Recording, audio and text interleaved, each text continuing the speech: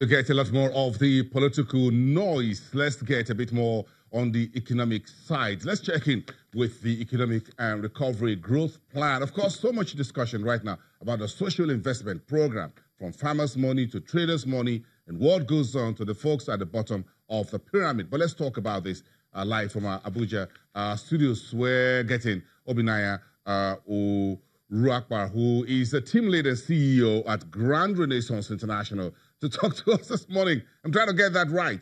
Yes, thank you very much. And I like that smile to start the conversation. So let's focus on the Focus Labs. And I'm sure in what you've done, you've tracked this so well. How does the Focus Labs and how it was breaking into various economic subsets, manufacturing, aviation, logistics, agriculture, and all that.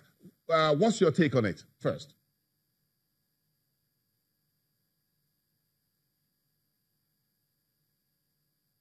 Okay, thank you, Boston. You almost murdered my surname, is Uruakpa, but it's okay, I understand. The Focus Labs, it's actually a fallout of the country's response to the recession that we had earlier on, sometime in 2016, when for 2 consecutive quarters, Nigeria dropped below 0.9, at some point 0.4%, and then we just needed to respond. Now, oil prices have been dropping since 2014. At some point, came to about $30 a barrel. Now, being a monocultural economy, which many of us have been warning against for quite some time, Nigeria got very hit. And by 2016, for the first time in 25 years, we went into a recession. So the country needed to respond. And the response that the present government had was to introduce what is called the Economic Recovery and Growth Plan, early 2017. There was actually a retreat of the Federal Executive Council and the top echelon of the leadership of the country. And it was resolved that we needed to focus on some key areas. You had agriculture and transportation because of the nexus between agriculture, which talks about production, and then, of course, transport to move out what has been produced domestically and internationally. Now, there was also a focus on manufacturing and processing, which also makes sense, because by the time you manufacture, you also need to process and, of course, find markets. Then there was also a focus on power and gas, because the gas powers the power. And then, of course, that also affects the other sectors of the economy where you need to produce and also feed your economy. Now, what was discovered was that with the Economic Recovery and Growth Plan, we needed to have a plan. And the plan was the Focus Labs. This is the first time Nigeria is doing Focus Labs in about 19 years. This is the first time that we are bringing MDAs together, which is why the Ministry of the National Planning and Budget were brought together under one ministry. And then all the MDAs were brought together to have a synergy of sorts. And then if you remember, the Vice President, then Acting President, had signed into law the Ease of Doing Business Act, Executive Order. And the whole idea is to make it easy for persons like us who are entrepreneurs, who are MSME operators, who are operating at different levels of the economy, to be able to do things in Nigeria and remove bottlenecks. Now, so the whole idea about the Focus Labs is to bring stakeholders in different sectors to ask questions within the room, to have a handshake between the private and the public sector, to ask questions about why certain things had not been happening. So for about a period of 6 weeks in a Focus Lab, which we borrowed from Malaysia, you have had it happen in South Africa and Oman, but this is the first time we're practicing it. So within 6 weeks, there was interaction between the private sector and the public sector. You had ministers at the very top level of administration in Nigeria sit within a room with persons from the private sector to hear the private sector out about what they needed to be able to achieve their set goals and objectives. Now, the whole focus is that by 2020, this medium-term plan, which started from 2017, focusing on ending at 2020, would have generated about 50 million jobs. Now, with focus on agriculture, a few quick wins are beginning to be achieved, whereby you now have a removal of duty on importation of tractors. Now, in the course of the Focus Labs, it was realized that some companies that needed to or desired to import tractors from abroad were able now to identify local producers of tractors, and they were able to solve their problem. We also had a situation where in power and gas, a certain company that had written a wrong MOU found out that the MOU was written with the wrong government agency. And within the period of the Focus Labs, in the course of discussion, that matter was resolved. And that organization now that already had an $80 billion debt now converted it to a bond, and now is able to access more funding. We also had some organization in aviation industry that needed a letter of intent to be able to access some UK funding. They were able to resolve that. Then you also had some situation in Sokoto State where some chaps needed land allocation, and it had been a long tussle for over a year. Within the period of 6 weeks in a Focus Lab, they were able to get the Nigeria Shippers Council to talk to the Sokoto State government, and that matter was resolved. So in a nutshell, the whole idea behind the Focus Labs, just like the name implies, Focus Labs, is to focus on some key areas. And like I said, 3 key areas were identified, which were job creation, which had high potential for job creation. And it's believed that by 2020, yes, with the big target of 15 million jobs, there is likely to be about 531,981 jobs that would have been created from just these 3 areas. Now, if you also look at manufacturing and processing, you have the solid mineral sector, where if you look at the artisanal miners, you are able to now create jobs at the bottom of the pyramid, like you said earlier on, Boasen.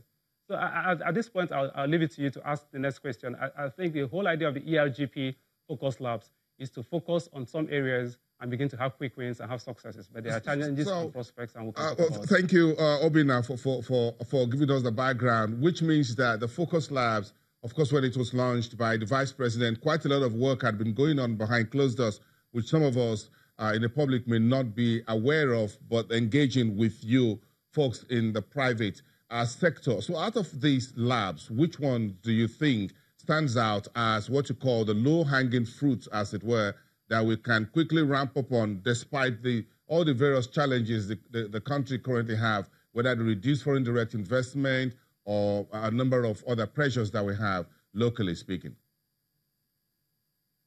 Excellent. The low-hanging fruit for Nigeria has always been agriculture. Now, agriculture in the sense that the land is already there. We have over 927,000 square meters of arable land. Incidentally, Nigeria as a nation has not been able to exploit more than 40% of this land.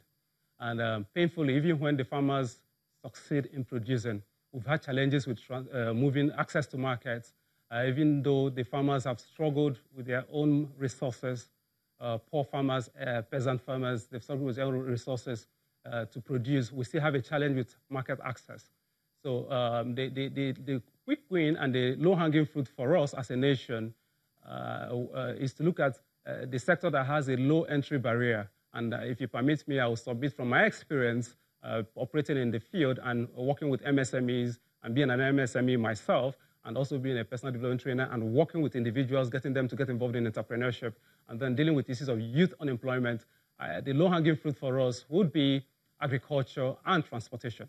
And if you look at what is already beginning to happen with the infrastructure, the railroad infrastructure, you would understand that inland waterways is also there. Nigeria has the 3rd longest inland waterways in the world, where you have 10,000 kilometers of inland waterways.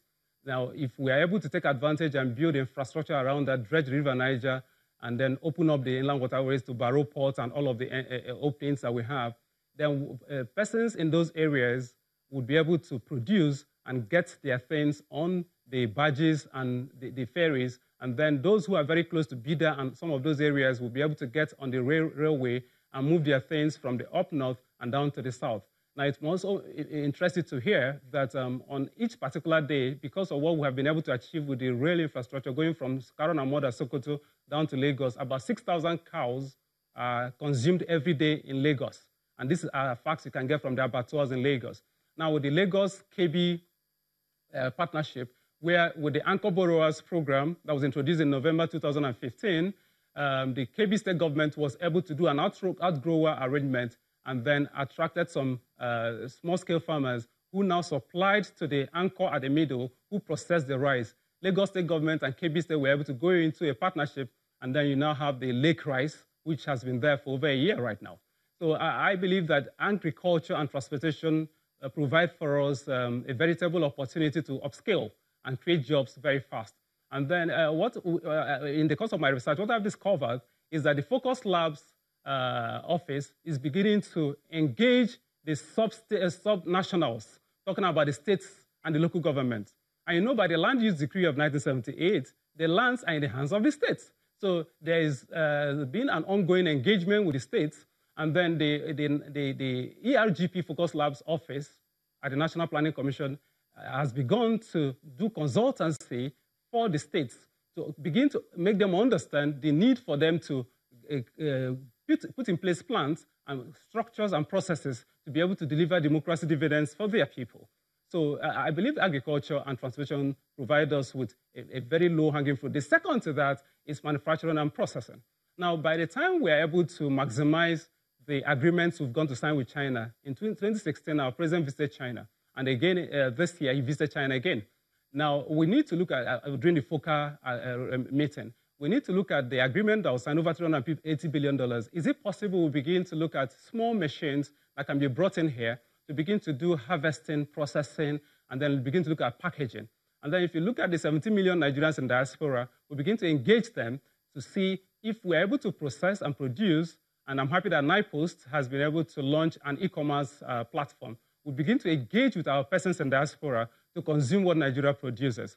Then the third would, of course, be power and gas.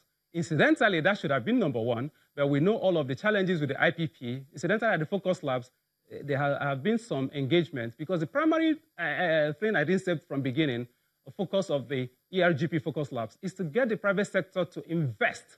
Every government is assessed by virtue of the percentage spend.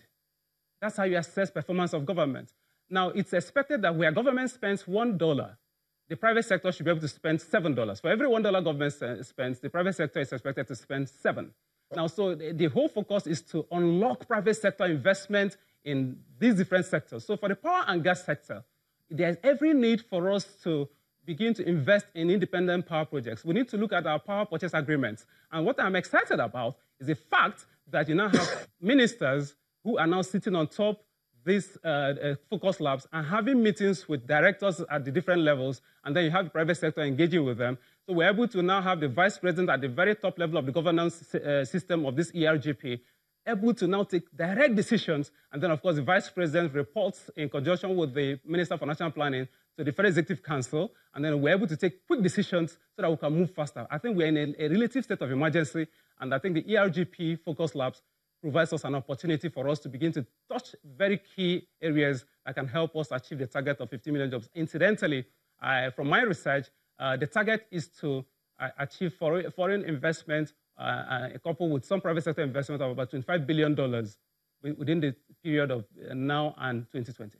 Obinna Urapa, thank you very much. We appreciate your time today. Very extensive discourse today and insight into what has been achieved. The team leader and the CEO at Grand Renaissance International, live from Abuja Studios.